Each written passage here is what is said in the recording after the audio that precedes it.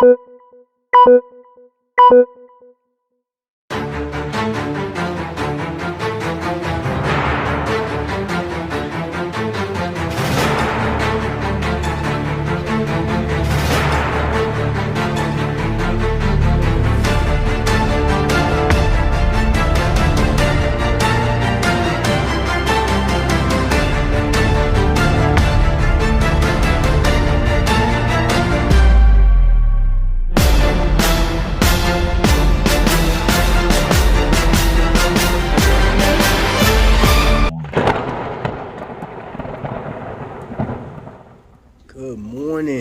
morning, watch collectors, man. Welcome in, family. Today we're going to be talking about this heavy metal that we see right in front of us, and this is Invicta's Magnum Tria. We're not going to waste any time, and yes, I know this is different than how I normally start the show, but I wanted to focus more on the timepiece than you guys seeing me. So let's jump right into what we have here. All right, so Invicta created a Magnum watch, and you can tell a Magnum watch by all of them are primarily shaped the same, and it has this flat crystal design at the very bottom. And last year they came out with this bad boy where they added another time zone. So the original had, as you can see here, had the 2 time zones, but this one right here is something completely different. I'm going to call this an over-engineered timepiece. Now, let's go through the dimensions real quick. Throw it right here on the screen. But, yes, this is a 52 millimeter, and that is across the bell here, case, as far as the case is concerned. And it is 19 millimeters thick, as you can see. But this is one thing I wanted to go over with this watch. If you go on invictagroup.com, we saw pictures of this, and shout out to my man Magnum Vic. He was one of the first people to like jump on this as soon as it came on. I was like, I don't know, bro. You know, I was like, it looked okay until I actually got to see this thing up close, and I said, you know what, this is actually pretty cool. Now let me bring you to one feature that got me, and it's all of these bolts, these screwed in, just holding the actual case together. And then, like, look at that side profile. I mean, there's so many design cues. I mean, angles and cuts and rivets and all type of stuff going on here. But, you know, I've had this watch for close to 3 weeks now. And I've always noticed something different every time I wore it. And as you can see, you see how the actual bezel or the case is cut out. You can see down there is mirrored down at the bottom of that. And then you can kind of get a side profile of the crystal, which is like super thick flame fusion crystal. But one of the attributes to this watch is actually it has like 32 tritium tubes in here.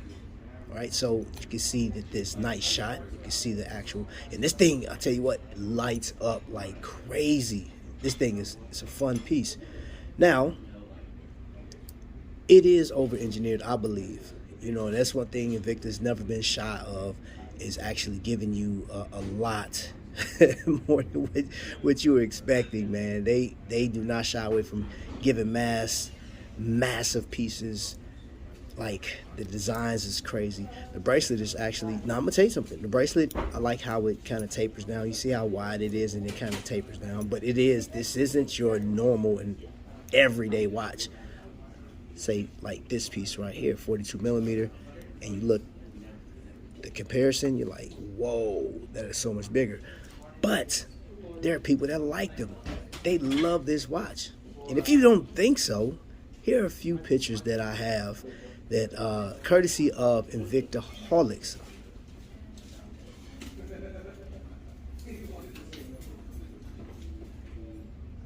Now, here's some things that you might want to know about this watch if you are considering it. Yes, it is highly loomed. It does have tritium tubes in it, T100 looms, so you're going to get the maximum brightness out of this. It does have additional time zones right here.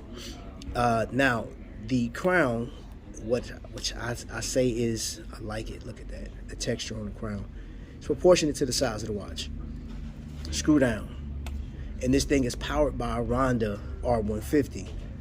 Now this is what, 28,800 vibrations per hour. So you get a smooth sweep, as you can see right there. But here's the thing about it: 27 winds will get this thing fully charged, and you get about 40 hours, out of this power reserve. Now there's a mechanism inside this that won't allow you to overwind it. I've never tried it, but it's in there. Now this is one thing Invicta's always been known for, their crazy rollers, but this is like a nod to that old school, because that's how they rollers were back in 2006, 2007, 2008, when like Invicta was killing it on like the Swiss made movements. Now this movement, Ronda, it was assembled in Switzerland. Now the watch itself, everything as far as the case and everything was, of course, sent somewhere else. So you do have that Swiss designation in this. Now I like that, is a great touch to it. You can see, I'm sorry, the light is kind of, and you can see my fingers, the smudgy smudge. That means I've been wearing this watch. Another thing that you may, if you do decide to get this, there's only one rating that I've seen. This actually has a 5-star rating on Shop HQ, but there was only one person that rated this watch. But I will agree with what that person said. When you get this, you see how these screws are in here. You may want to check them. As a matter of fact, I'm going to tell you to check these screws, because this thing is machined in. I don't believe that the machine is actually catching all of the screws to tighten them down. So if you got like a little kit or something like that you can get off Amazon, make sure those screws are tightened down, even these right here. Now this is actually a Ronda movement as well, 1042, and these are push-pull crowns. Real easy to set, and that thing glows like crazy as well. Now, from a personal standpoint, when buying a watch, especially when you're going through Invicta, most people actually, they buy in abundance. These things come with different cases, come with different options that you can get that encourage you to buy more. And I know that there are people that have multiple versions of these. And that's the one thing that doesn't come included is the, how can I put it? The love for this actual watch, or even the brand. As you can see, Invicta Preserve. We can go through a ton of descriptions. We can go through a ton of features. I mean, the watch is sturdy, of course, is machined like crazy. For it to be as big as it is, this thing is well balanced. However, one thing that that's not factored in is that love for the actual brand and for this actual watch. Now, this is going to be an acquired taste by some, but there are people that absolutely love this piece. Magnum Vic is not the only one. You have Jay Jones. There's a host of people on each Invicta forum that has actually purchased this watch multiple times. Now, it did get a lot of flack when it first came out. I remember seeing some of the reviews or actual, thoughts like, hey, I don't know. But after a year, people have warmed up to this piece. And this is one that if you love just outlandish, just out there, this is it right here. You see the hands? I dig the hands, those sword style hands right there. I think this is an awesome watch. And it's something nice to have in your collection. I mean, I'm going to say this, the only con I had, like I said, when I first got it was I would like Invicta to pay more attention to when they're sending these watches or actually creating these watches during QC, make sure these are tightened down, because I did read some people saying that they lost their screws. And I'm not sure if you can actually go and buy these on Invicta webpage or their website.